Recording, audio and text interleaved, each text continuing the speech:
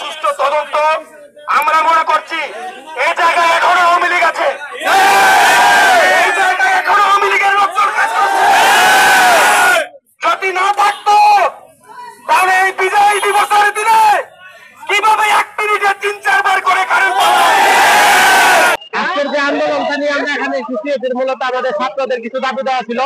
মুসলিম হোস্টেলে যে বিদ্যুৎ ব্যবস্থা চালু করা আছে সেটা নিশ্চিত কর্তৃক তাদের লাইন দেওয়া আছে, কিন্তু তারা 5 আগস্ট পরবর্তী সময়ে তারা আগের যে পোস্টপেড মিটার ছিল সেটা সম্পূর্ণ তুলে দিয়ে ছাত্রদের উপর অন্যায়ভাবে তারা প্রিপেড মিটার চালু করে। এই প্রিপেড মিটারে অত্যধিক বিল, এই বিলের চাপ ছাত্ররা নিতে পারছে না, তাই তারা আজকে আন্দোলনে নেমেছে। এবং প্রিপেড মিটারে আরো অসংখ্য অসুবিধা আছে। এই সমস্ত অসুবিধা থেকে পরিত্রাণের জন্য ছাত্ররা আজকে এখানে তাদের দাবি দেওয়া নিয়ে এখানে আন্দোলন নেমেছে। আন্দোলনের দাবি না পূরণ হওয়া পর্যন্ত ছাত্ররা এখান থেকে যাবে না। আজকে এটাই হলো মুখ্য বিষয়। আন্দোলনের দাবিগুলো পূরণ হবে, তারপরে ছাত্ররা এই ভবন পরিত্যাগ করবে।